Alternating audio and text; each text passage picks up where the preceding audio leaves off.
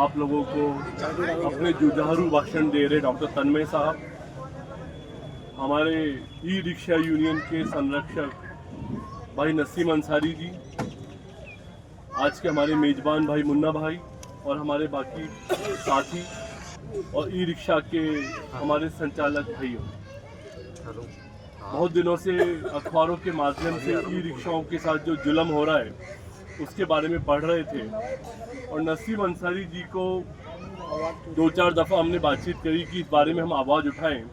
नसीम भाई ने अपने लोगों से बातचीत करी और उस समय बात चल रही थी कि लोग अलग अलग तरह से सोच रहे हैं कि हम अपने हिसाब से ये आंदोलन को करके और जीत जाएंगे। तब नसीम भाई और मेरी बात हुई कि अगर लोग अपने तरीके से कर सकते हैं, आप उन्हें कर लेने दीजिए, दबाव मत डालिए, बीच में मत आइए। मैं आपको एक पुराना वाकया बताता हूँ। संजय बाजार में जो हटवाड़ा लगता है, उस हटवाड़े को बंद कर दिया गया और बंद करने के बाद वो हमसे भी मिले वो लोग और कई लोगों से मिले, कई आश्वासन हुए। तो मैंने उनसे कहा कि तुम एक 11 जनों की कमेटी बना के मेरे पास आ जाओ और मैं तुम्हारे को ये हटवाड़ा वापस दिलवा दूंगा। लेकिन कांग्रेस अंदर घुस गई, बीजेपी अंदर घुस गई और वो लोगों ने कहा कि नहीं, कांग्रेस हमें दिला देगी और वो कांग्रेस का चक्कर काटने लगे। बाद में कहा बीजेपी दिला देगी, बीजेपी का चक्कर काटने लगे। 2-3 महीना हुआ, जब वो सब जगह चक्कर काट के थक गए, वो फिर से हमारे पास आए। हमने फिर से वही गुजारिश करी, भाई 11 जनों की कमेटी बना लो और हमारे कहने पर एक बार एक आंदोलन करो।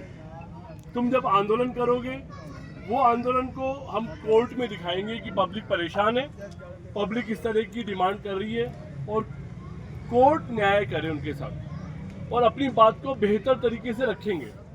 और ऐसा ही हुआ। वो लोगों को उम्मीद नहीं थी कि पीपल्स ग्रीन पार्टी और पीपल्स ग्रीन पार्टी की जो श्रमिक यूनियन है, लेबर यूनियन, वो ये इतना बड़ा काम कर देगी। और हमने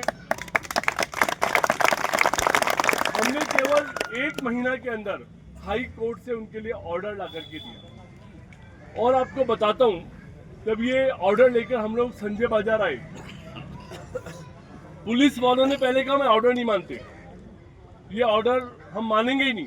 हमने कहा भाई ऐसा है, मैं खुद रोड पे बैठ रहा हूँ, हमने खुद ने सामान लिया, मैं, हमारे भाई डॉक्टर तन्मय, नसीम भाई और सब साथी के हम लोग बैठ रहे हैं, तुम हमारे को पीटो, मारो, उठा के ले जाओ।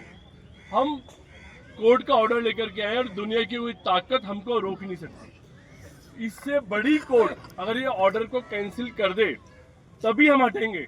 जब तक कोर्ट का ऑर्डर है हम यहाँ से हटेंगे नहीं। और आधे घंटे की जद्दोजहद के बाद, आधे घंटे की बहसबाजी के बाद पुलिस वहाँ से हट गई और बाजार लग गया। और आप देख रहे हो कि पिछले 5-7 बरस से बाजार आराम से लग रहा है। और ये कहानी एक बाजार की नहीं है, यही बात भट्टा बस्ती में हुई थी, यही बात विद्याधर नगर में हुई थी, यही बात दूसरे बहुत जगह पे हुई थी और हर जगह पे बाद में बाजार लगा। ई रिक्शा के मसले में, जैसा कि नसीम जी बता रहे थे, 2016 में आप लोगों के मुद्दों से हम जुड़े और हमने आप लोगों के लिए आंदोलन भी किया। मुझे याद है अल्बर्ट हॉल पर हमने एक बहुत बड़ी रैली निकाली। वो टाइम पर जयपुर में कोई 500-1000 ई रिक्शा हुआ करते थे और सारे ई रिक्शा वहाँ पे इकट्ठे हुए, सारे ई रिक्शा। और हमने अखबारों में काफ़ी प्रचारित किया कि ये लोग कितने भले लोग हैं। क्योंकि देखिए, जो बात अभी तन्मय बोल रहे थे, डीजल और पेट्रोल, इससे जो गाड़ी चलती है उसका जो पॉल्यूशन है वो नुकसान करता है। लेकिन जो ई रिक्शा है वो बैटरी से चलता है और बैटरी से चलने की वजह से पॉल्यूशन नहीं होता। ये इसको बोलते हैं ग्रीन एनर्जी। तो ई रिक्शा ग्रीन एनर्जी से चलता है, जहाँ पर के किसी को नुकसान नहीं होता। तो ऐसा यातायात का वाहन जहाँ पे औरों को सांस लेने में दिक्कत नहीं आती हो, वो तो किसी भी शहर के लिए एक इनाम है। तो अगर जयपुर में इतना ई रिक्शा इंडस्ट्री बन गई है और लोग इसके ऊपर जा रहे हैं, देखिए एक बात है, ज़्यादा ई रिक्शा है, ये बात चल रही है कि ज़्यादा है, तो मुझे लगता है कि ये एक ओपन कंपटीशन है। अगर ग्राहक नहीं होगा अपने आप बंद हो जाएगा। अगर के ग्राहक नहीं होगा तो आप ऐसे भी बिना ग्राहक के चलाओगे ही कैसे। तो सरकार इसमें दखल ना दे। हमारी सरकार से गुजारिश ये है कि क्योंकि कौन से बंदे को कहोगे तू चला और कौन से बंदे को कहोगे कि तू मत चला, तो ये लड़ाई की जगह पर उसकी मेहनत, उसकी ईमानदारी, उसकी सफाई इस पे छोड़ दो। प्यार से बात करेगा ग्राहक से, सही तरीके से बैठाएगा, सही तरीके से उतारेगा, ग्राहक उसके ई रिक्शा में बैठेगा। बदतमीजी करेगा, शराब पी के चलाएगा, ढंग से नहीं चलाएगा, लोग उसके ई रिक्शा में दोबारा नहीं बैठेंगे।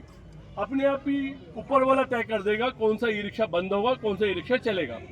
सरकार इसके अंदर ना घुसे। तो हमारी जो मांग है पहली कि ई रिक्शा को चलाने की अनुमति मिले। दूसरा, जैसा कि नसीम भाई ने बताया कि कोई स्टैंड हो जहाँ पे खड़े हो सकते हो, और नसीम भाई ने आपको ये भी बोला है कि देखिए शहर को अच्छा बनाने के लिए डिसिप्लिन की भी ज़रूरत है।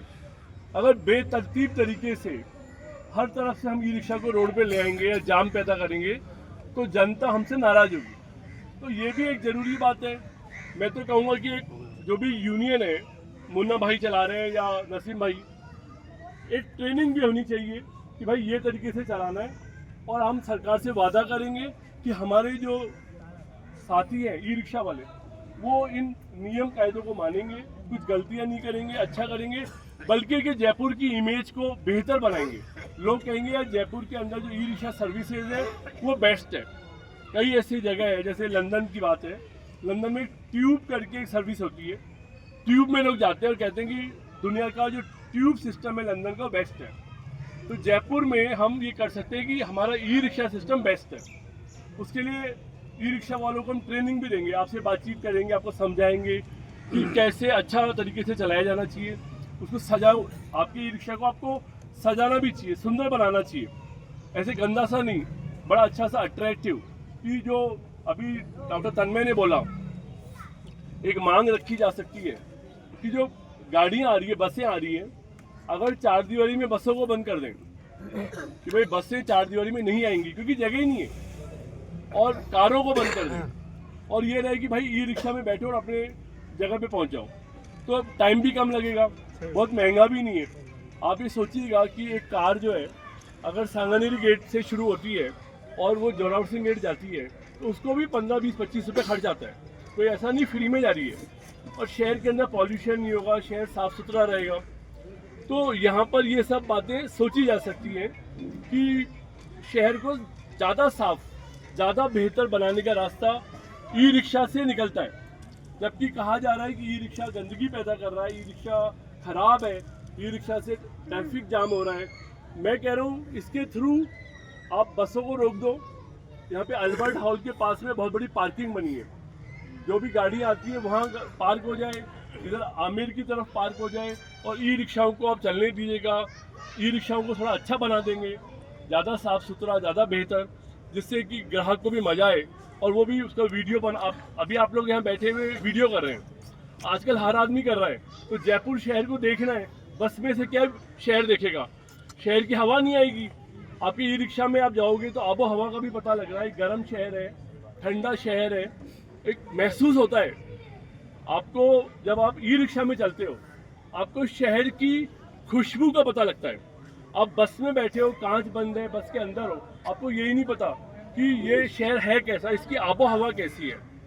बहुत से मसले, बहुत सी बातें ई रिक्शा के माध्यम से जयपुर को अच्छा बनाया जा सकता है, बेहतरीन बनाया जा सकता है। आपको भी बेहतरीन बनना होगा, ज़्यादा अच्छा इंसान बनना होगा। हम सब मिलकर के लड़ाई लड़ेंगे। आपके लोग हैं, मुन्ना भाई आपको लीड कर रहे हैं। आप जब भी मेरे से मिलेंगे हम एक प्रोग्राम तय करेंगे, एक बड़ा धरना। देखिए आप जानते हैं कि बच्चे को माँ दूध जब भी पिलाती है जबकि बच्चा रोने लगता है, माँ का ध्यान नहीं होता, अपना काम कर रही होती है। तो एक बार शोर तो मचाना होगा, आवाज़ तो उठानी होगी। और यहाँ मान बाग में आवाज़ उठाने की जो आवाज़ है वो भजनलाल तक नहीं जाती। ऐसे ही भजनलाल सरकार गूंगी बहरी है, उन तक वैसे ही वाजिब बातें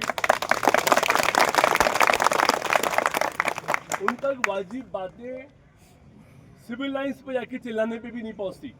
ये बहुत मतलबी लोग हैं। ये लोग अपने एजेंडा को पास कराने के लिए काम कर रहे हैं, लोगों को गुमराह करते हैं, चुनाव को जीत जाते हैं और अपने एजेंडा को पास कराने के लिए लोगों को लड़वाते हैं। जितना दंगा फसाद है, जितना धर्म की लड़ाई है, जितनी जाति की लड़ाई है, ये आप सब जानते हैं अच्छी तरह से कि वही लोग कराते हैं जिनको फायदा है। एक ई रिक्शा वाला आम आदमी या एक दुकानदार जो बाजार में बैठा है या कि एक नौकरी करने वाला छोटा आदमी कहाँ दूसरे से लड़ाई करने जाएगा? उसका अपना घर चल जाए, अपने बच्चों का रोजगार और पालन पोषण हो जाए, बहुत है उसके लिए। लेकिन वो लोगों को लड़ाने से सत्ता मिलती है, ताकत मिलती है, और वो ताकत को फिर किस तरह से लूटते हैं ये आप अच्छी तरह से जानते हैं। राजस्थान सरकार का जो बजट है, राजस्थान सरकार का बजट ऐसा है कि आपके से यहाँ अधिकतर लोग 99% लोग समझ भी नहीं सकते। आपके यहाँ ग्रेजुएट हैं कोई? यहाँ ई रिक्शा वाले कितने भाई ग्रेजुएट हैं? अगर कोई ग्रेजुएट किया हुआ हो तो हाथ ऊपर उठाए। किसी ने BA, BCom, BSc कराओ, शायद कोई भी नहीं है, एक भी आदमी नहीं है। राजस्थान सरकार का बजट है 4 लाख करोड़ रुपया एक साल का, 4 लाख करोड़। 5 बरस में 20 लाख करोड़। ये आप गिनती नहीं कर सकते कितनी जीरो आएगी। मैंने लाख भी बोल दिया, मैंने करोड़ भी बोल दिया। 20 लाख करोड़। आप कहोगे भाई साहब करोड़ बोल रहे हो कि लाख बोल रहे हो? दोनों है। इतना रुपया, तो वो रुपया का जो सत्ता है, आप ये मत सोचिए कि वो CM बनना चाहते हैं या कि वो PM बनना चाहते हैं। वो उस पैसे के ऊपर काबिज होना चाहते हैं जो मैंने बताया 20 लाख करोड़। उसके ऊपर जब वो बैठ जाते हैं, कितना रुपया किधर से किधर चला गया वो किसी को कोई हिसाब देने की जरूरत नहीं होती। तो ये जो सरकारें होती हैं, ये लोग कह रहे हैं कि क्या वजह से होती है? मैं कह रहा हूँ बहुत बड़ा घोटाला करने के लिए होती है। तो हमें क्या हुआ, ज्यादा